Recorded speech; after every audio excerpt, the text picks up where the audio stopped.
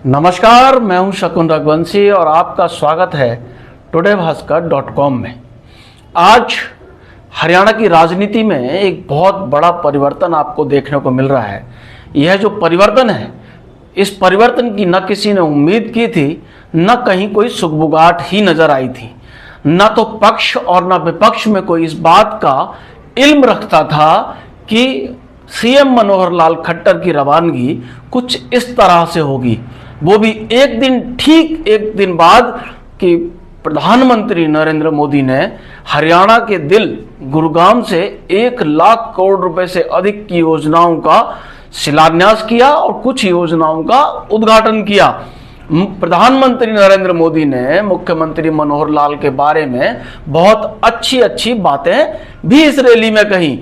उन्होंने कहा कि मनोहर लाल मेरे पुराने समय के साथी हैं। उन्होंने कहा कि मनोहर लाल और हमारी पुराने समय की दोस्ती है। तो क्या आज ये माने कि दोस्ती का घड़ा पूरा हो गया था? तो क्या ये माने कि दोस्ती का फर्ज प्रधानमंत्री ने निभा दिया है? और जैसा कि प्रधानमंत्री कहते हैं कि मैं अपनी हर कोशिश का, हर आगे आने वाले कदम का पिछले समय में इशारा करता हूं, संकेत देता हूं, तो क्या यह माना जाए कि प्रधानमंत्री नरेंद्र मोदी ने कल ही इस बात का संकेत दे दिया था कि दोस्ती पक्की है, लेकिन राजनीति के हिसाब से ही चलना पड़ेगा। आज जब यह खबर राजनीति के गलियारों से होती हुई और फरीदाबाद तक पहुंची कि हरियाणा के मुख्यमंत्री अपना इस्तीफा दे सकते हैं, आज बीजेपी और जेजेपी का गठबंधन टूट सकता है, तो सहसा किसी को विश्वास नहीं हो रहा था। फिर खबर ये आई कि मुख्यमंत्री ने इस्तीफा दे दिया है। फिर खबर ये आई कि वही मुख्यमंत्री फिर से शपथ लेंगे और नया मंत्रिमंडल गठित करेंगे।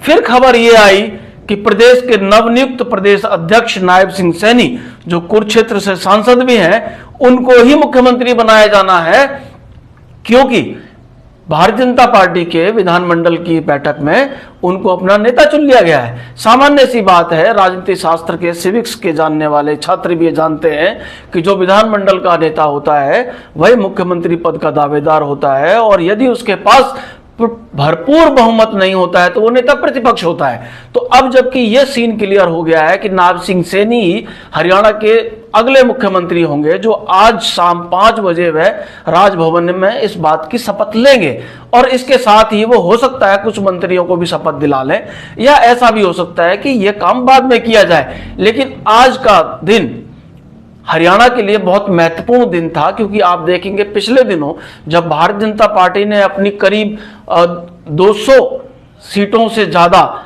जब उन्होंने अपने उम्मीदवारों की घोषणा की थी, तो उसमें हरियाणा का एक भी सांसद उम्मीदवार घोषित नहीं किया था।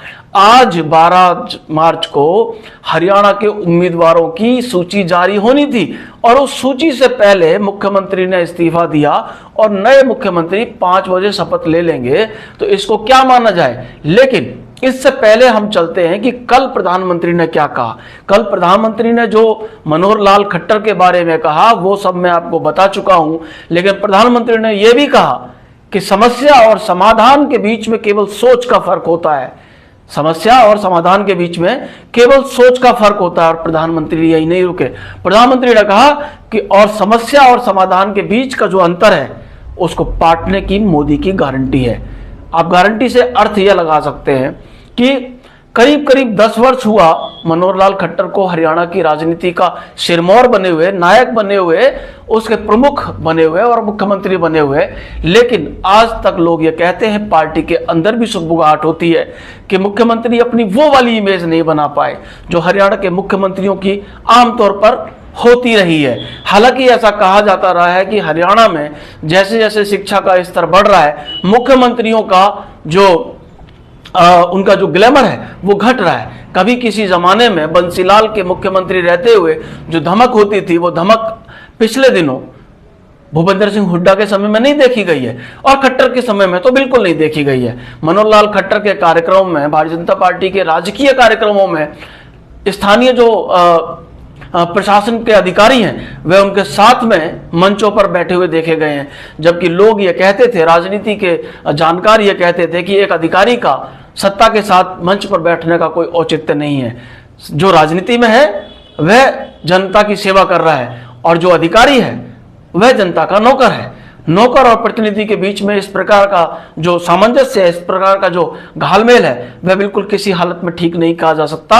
और शायद यही एक कारण रहा है कि मुख्यमंत्री मनोहर लाल खट्टर की एक इमेज जनता के बीच में वैसी नहीं हो पाई। लोग ये कहते थे कि इस सरकार में अधिकारी मलाई खाट रहे हैं, इस सरकार में अधिकारी अपनी मनमानी चला रहे हैं, या इस सरकार में अधिकारी मुख्यमंत्री और मंत्रियों और भाजपा के आला नेताओं के नाम पर उनकी आड़ में खड़े होकर अपनी मनमर्जी चला रहे हैं। ऐसा भी नहीं है कि ये सारी रिपोर्ट्स प्रधानमंत्री को ना हो, ऐसा भी नहीं है कि यह रिपोर्ट जेपी नड्डा को ना हो, ऐसा भी नहीं है कि यह रिपोर्ट अमित शाह को ना हो। लेकिन आज जो ये वक्त, अब जबकि लोकसभा चुनाव की रणभेरी बजने वाली है और चुनाव आयोग किसी भी वक्त आपको तारीखों का ऐलान कर सकता है, ऐसे में अगर मुख्यमंत्री का इस तरह से जाना, इस तरह से उनकी रुखसती होना, ये एक बार ये बानगी तो दे ही रहा है, ये तो बता ही रहा है कि मुख्यमंत्री शायद आला नेतृत्व को भी पसंद नहीं आए हैं। मुख्यमंत्री शायद जनता को नहीं पसंद आए, इसलिए आला नेतृत्व ने उनको चलता कर दिया है। लेकिन उनकी जगह नायब सिंह सैनी लेंगे, ये किसी ने नहीं सोचा था। ये एकदम सोच से परे। ये वही बात है जो प्रधानमंत्री नरेंद्र मोदी कहते हैं कि सोच का फर्क है समस्या और समाधान के बीच में। अब मैं ये नहीं कह सकता कि वो समस्या कैसे देख रहे थे, या आप लोग खुद समझ सकते हैं। जिसको चलता कर दिया गया है और समाधान दे दिया गया है, समाधान है नायब सिंह सैनी, जो अंबाला की नारायणगढ़ सीट से पहले भी विधायक रहे हैं और इन्हीं मुख्यमंत्री के मंत्रिमंडल में मंत्री रहे हैं। और वही नायब सिंह सैनी जो कुरुक्षेत्र से सांसद हैं और पीएम नरेंद्र मोदी के मंत्रालय में उनकी कृपा से प्रदेश के मुखिया बने हैं, भारतीय जनता पार्टी के हरियाणा के अध्यक्ष बनाए गए। नायब सिंह सैनी ओबीसी वर्ग से आते हैं, उसी ओबीसी वर्ग से जिस ओबीसी वर्ग को लेकर बिहार ने एक शिगुफा छोड़ दिया है। बिहार में पिछले दिनों जातीय जनगणना कर लोगों पर यह दबाव बना दिया है, साथी और राइवल राजनीतिक दलों पर यह दबाव बना दिया है कि आप ओबीसी को नजरअंदाज नहीं कर सकते हैं। बिहार की जो ओबीसी जनगणना है उसके हिसाब से करीब 64% ओबीसी हैं और इसको कमोवेश इतना ही पूरे देश में माना जा रहा है। आपको देखिए, इस बात का फिर काट करते हुए प्रधानमंत्री नरेंद्र मोदी ने उसी समय कहा था कि हमने इस देश को ओबीसी प्रधानमंत्री दिया है, और उसके बाद आप देखेंगे लगातार भारतीय जनता पार्टी ने अपने शासित राज्यों में ओबीसी मुख्यमंत्री देने का जो एक रीति शुरू की, वो आज हरियाणा में भी लागू होती दिख रही है। हरियाणा में नायब सिंह सैनी जो पंजाबी समुदाय से आते हैं और सैनी हैं, इस बार हम ये कह सकते हैं, राजनीतिक जानकार ये हमें बता रहे हैं कि मुख्यमंत्री को बदलकर प्रधानमंत्री ने एक तीर से कई सारे निशाने साध लिए हैं। मुख्यमंत्री ने पंजाबी के बदले पंजाबी दिया है और ओबीसी दिया है। ऐसा करके उन्होंने हरियाणा को एक संकेत दे दिया है कि प्रधानमंत्री की नज़र में ओबीसी बहुत महत्वपूर्ण है, हरियाणा को देखते हुए पंजाबी बहुत महत्वपूर्ण है। इसके अलावा उन्होंने कल एक बात और कही थी। उन्होंने कहा था ये इंडी गठबंधन वाले वही लोग हैं जिनके चश्मे का नंबर नेगेटिव है।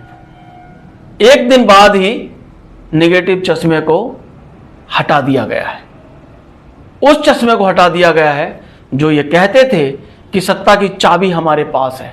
एक झटके में प्रधानमंत्री नरेंद्र मोदी ने, भारतीय जनता पार्टी ने चश्मा और चाबी दोनों एक ही राशि के हैं, उनको अलग कर दिया है। और नायब सिंह सैनी को, जिनको अभी हाल ही में प्रधान बनाया गया था, हरियाणा का अध्यक्ष बनाया गया था, उन्हें एक नई और बड़ी जिम्मेदारी दी गई है। देखना ये महत्वपूर्ण होगा। अपने आज के इस लाइव में आखिरी चरण में मैं आपको यह कहता हूं कि आज ये क्या तारीख चुनी गई है जब भारतीय जनता पार्टी आज अपने और उम्मीदवारों की, लोकसभा चुनाव 2024 के दावेदारों को उम्मीदवारों में बदलने के लिए एक सूची को जारी करने वाली थी। उससे पहले हरियाणा में इतना बड़ा बदलाव लोगों को निश्चित तौर पर चौंकाने वाला है। आज फरीदाबाद का उम्मीदवार भी मिलना था, तो क्या वो उम्मीदवार मिलने जा रहा है, जिसको हमें बताया गया है कि करीब 4 बजे इस बात की घोषणा भारतीय जनता पार्टी के मुख्यालय से होने वाली है। तो देखना यह भी दिलचस्प होगा कि खाली हुए मुख्यमंत्री, यानी कि अब एक्स मुख्यमंत्री मनोहर लाल क्या किसी लोकसभा क्षेत्र से उम्मीदवार आ रहे हैं? वो लोकसभा क्षेत्र क्या करनाल है जो उनका होमलैंड है? क्या वो लोकसभा क्षेत्र फरीदाबाद है जो उनका आजकल चर्चाओं का केंद्र रहा है? पिछले दिनों सीएम मनोहर लाल ने फरीदाबाद लोकसभा क्षेत्र में, फरीदाबाद जिले में बहुत चक्कर काटे हैं और आप देखेंगे पिछले दिनों यहाँ की परिवार समिति के अध्यक्ष भी वही हैं और यहाँ की समस्याओं को भी वही सॉल्व करते नजर आते हैं। तो आज यदि भारतीय जनता पार्टी अपनी सूची को जारी करती है तो देखना दिलचस्प होगा कि वर्तमान सांसद और केंद्र में मंत्री कृष्णपाल गुर्जर पर ही भारतीय जनता पार्टी आलाकमान अपना विश्वास जताता है या आज ही पदमुक्त किए गए मुख्यमंत्री यानी कि एक्स मुख्यमंत्री मनोहर लाल को कहीं से उम्मीद मिलती है। कैसी लगी आपको आज की प्रस्तुति जरूर बताइएगा। आप देख रहे थे टुडे भास्कर.com। नमस्कार।